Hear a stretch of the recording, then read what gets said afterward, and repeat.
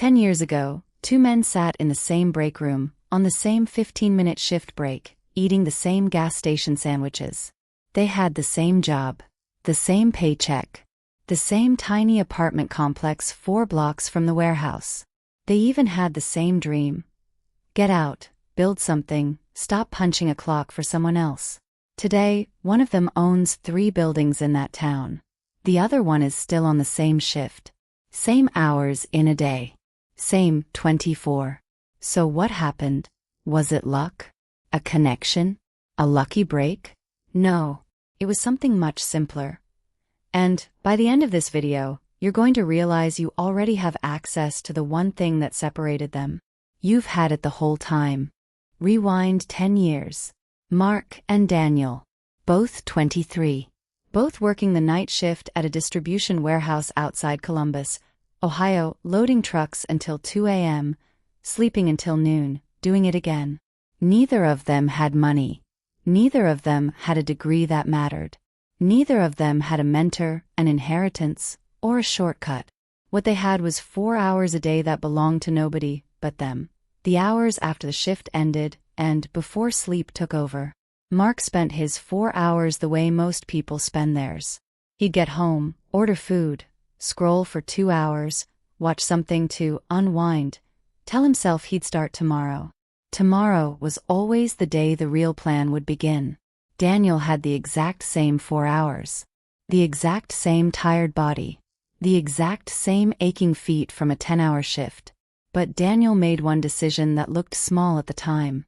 He gave himself 60 minutes, just 60, before he let himself rest.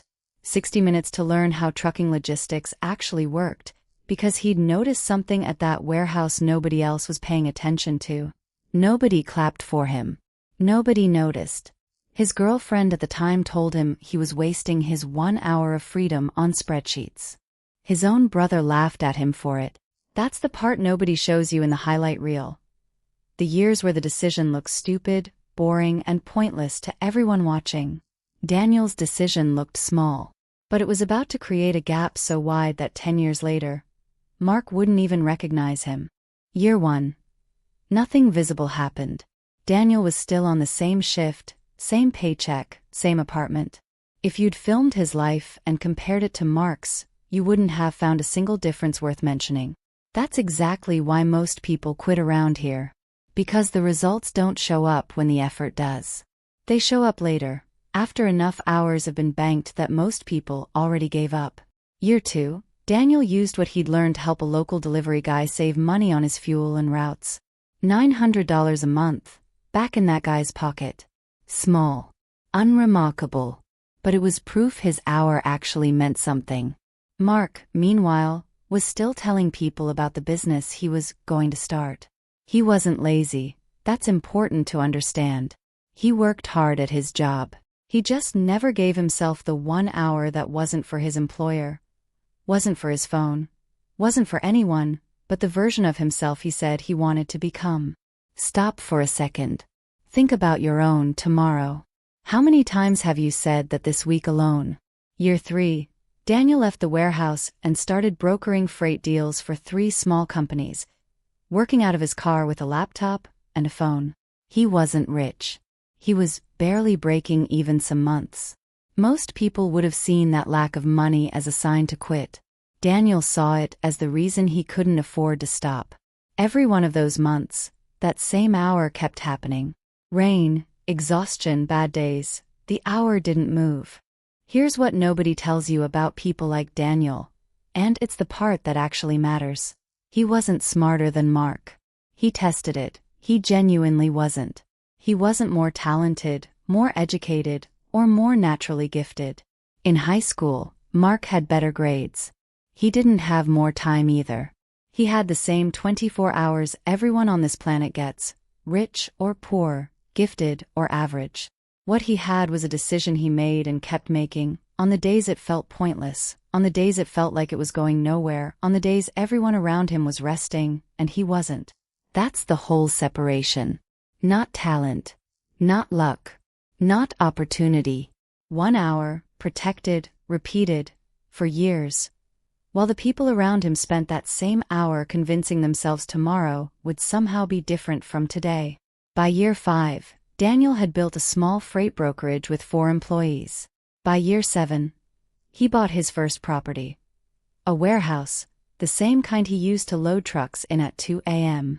By year 10, he owned 3. Mark is still a phenomenal worker. Reliable, well-liked, respected on his shift. He just never gave himself that hour. And 10 years of missing hours adds up to something you can measure. A different life entirely. You don't need 10 free hours a day. You don't need to quit your job tomorrow or have a perfect plan. You need 1 hour. Protected. Repeated. On the days you don't feel like it most of all. Because those are the exact days everyone else quietly gives up, which is precisely why that hour is worth so much. Think about your last 12 months. Somewhere in there is an hour you already had. It went to a feed, a show, a scroll that led nowhere. Not because you're lazy, because nobody ever told you that hour was the entire game. The 1% aren't superhuman. They just stopped renting their best hour to their phone, their exhaustion, or their excuses, and started investing it in the person they actually wanted to become. That's it. That's the whole secret everyone's been searching for. So here's the only question that matters right now. What's your 1 hour? Not your whole life reorganized overnight, just the next hour you have today. Are you going to hand it to your phone again? Or are you going to give it to the version of you that's still waiting to exist? 10 years from now, you'll either be telling this story about yourself, or watching someone else tell it about them. Be that 1%. It starts with 1 hour. It starts today.